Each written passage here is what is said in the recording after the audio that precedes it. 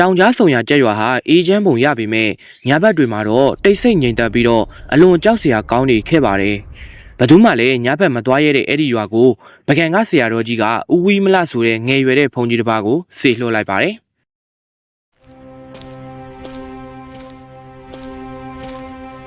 သူရောက်လာတဲ့ညမှာပဲကြက်ကြောင်းတိုင်ကြီးကနေတချင်းဆိုတန်တွေငိုကြီးတန်တွေစတင်ပြီးတော့ကြားလာခဲ့ရပါတော့တယ်။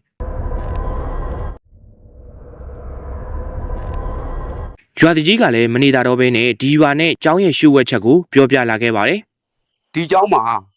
ဆရာတော်တစ်ပါးလူတက်မှုကျူးလွန်ပြီးကိုတက်တည်ခဲ့တယ်။နှစ်ပေါင်း100ကျော်ကဒီကျောင်းမှာဆရာတော်ကြီးတစ်ပါးလူတက်မှုကျူးလွန်ပြီးတော့ကိုတက်တည်ခဲ့တယ်ဆိုပြီးတော့ပြောပြလာခဲ့ပါတယ်။အဲ့ဒီနေ့ကနေစပြီးတော့သူ့ရဲ့မငြိမ်းချမ်းတဲ့ဝိညာဉ်ကရွာကိုဒုက္ခပေးနေခဲ့တာလည်းဖြစ်ပါတယ်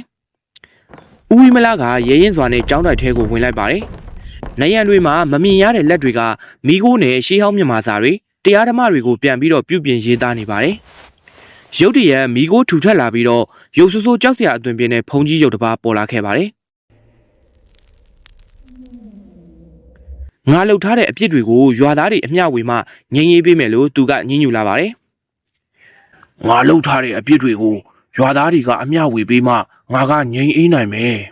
။ဒါပေမဲ့ဦးဝီမလာကတော့သူ့ရဲ့ရွှေတင်းချစ်ကြိုးကြီးကိုမြှောက်ကင်ပြီးတော့မင်းရဲ့ဒူးစရိုက်ကိုမျှဝေခြင်းနဲ့မဖြေရှင်းနိုင်ဘူးကွာတရားဓမ္မနဲ့သာဖြေလို့ရမယ်လို့ပြက်ပြက်သားသားပြောလိုက်ပါတယ်သူပိယတရားစတင်ရွဆိုတော့ကျောင်းတိုင်တစ်ခုလုံးမှာအလင်းတန်းတွေနဲ့အမှောင်တန်းတွေကထိုးပေါက်တိုက်ခိုက်နေကြပါတယ်အလင်းထဲမှာအတိတ်ဖြစ်ရတွေလည်းပေါ်လာခဲ့ပါတယ်အဲ့ဒီအသက်ခံရတဲ့လူငယ်ရဟန်းရဲ့ဝိညာဉ်ကလည်းပေါ်ပေါက်လာပြီးတော့လူသက်သမားကိုခွင့်လွှတ်ကြောင်းနဲ့တရားတွေကိုဟောပြောပြလာပါတယ်အဲ့ဒီအတန်ကိုကြားတဲ့အခါမှာတော့ဆရာတော်ရုပ်ဆိုးရဲ့ညဉ်းညူတန်တွေကလည်းတဖြည်းဖြည်းငြိမ်သက်သွားခဲ့လို့နေပါတယ်မိခိုးတွေဆင်းပြီးတော့နနက်ခင်းနေအောင်ကြီးကလည်းကျောင်းတိုင်ထဲကိုဝင်ရောက်လာခဲ့ပါတယ်။ကျက်ရွာဟာနှစ်ပေါင်းများစွာပျောက်ဆုံးနေတဲ့အေဂျင့်မှုကိုနောက်ဆုံးမှာတော့ပြန်လည်ရရှိသွားပါတော့တယ်ခင်ဗျာ။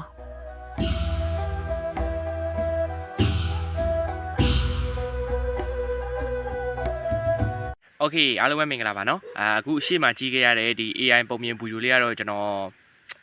AI နဲ့လုပ်ခဲ့တာပေါ့နော်ကျွန်တော်ကိုယ်တိုင်လုပ်တာဆိုလို့ကျွန်တော် narrator ပေါ့နော်ကျွန်တော်အတန်ထည့်တာနဲ့ပြီးလို့ရှိရင် edit လုပ်တာနဲ့ပဲကျွန်တော်လုပ်တာပေါ့နော်ဗီဒီယိုတွေကတော့ကျွန်တော် AI နဲ့ပဲလုပ်တာပါ AI တွေကတော့ကျွန်တော်တို့ flow AI ရယ်ပြီးလို့ရှိရင်ကျွန်တော်တို့ဒီ Gemini ရယ်ပြီးလို့ရှိရင် DeepSeek AI ရယ်ပေါ့နော်ကျွန်တော်အဲ့ဒီ AI တွေကိုသုံးပြီးတော့လုပ်ထားတာပါဆိုတော့ AI တွေကကျွန်တော်တို့အကန့်အသတ်ရှိတော့လောက်ရတော့တိတ်တော့အဆင်မပြေဘူးနည်းနည်းတော့ကြိုးစားမှာပေါ့နော်အဲ့ဒီအကောင့်တွေကိုဘယ်လို free ရနိုင်မလဲဆိုတော့လေ့လာအောင်မယ်ကျွန်တော်အဲ့ဒီအပိုင်းကြီးတော်တော်ဝါသနာပါပါတယ်ဆိုတော့ကျွန်တော်ဒီဗီဒီယိုမှာပြောချင်တာကဒါကျွန်တော် AI နဲ့ဖန်တီးထားတဲ့ဗီဒီယိုလေးတွေကျွန်တော်ကပြန်ပြီးတော့ edit တာအတန်ထည့်တာပဲရှိရပါတော့အဲ့ဒါလေးကိုကျွန်တော်အတိပေးခြင်းလို့ပါကျွန်တော်လုပ်ထားတဲ့ဗီဒီယိုလေးကတော့ဘာမှတော့မဟုတ်သေးဘူးကျွန်တော်အစမ်းပဲလုပ်ထားတာပေါ့နော်ဇလန်းကလည်းအရင်ကောင်းတဲ့ဇလန်းတော့မဟုတ်သေးဘူးနောက်ထပ်မှာတော့ဒီထက်ကောင်းလို့ပို့ပြီးတော့ကြိုးစားမယ်ပေါ့နော်ဒီဗီဒီယိုလေးကိုကြိုက်နေတဲ့ဆိုလို့ရှိရင်လည်းကျွန်တော်ရဲ့အားလေးတွေပို့ပြီးတော့ဖြစ်အောင်လို့ပေါ့နော် like လေးတွေ subscribe လေးတွေပြီးလို့ရှိရင် comment လေးတွေရေးပေးခဲ့ကြပါအောင်လို့တောင်းဆိုချင်ပါတယ်အားလုံးကိုကျေးဇူးတင်ပါတယ်ကျွန်တော်နောက်ဗီဒီယိုကြမှာပြန်တွေ့ကြပါမယ်အားလုံးပဲ拜拜နော်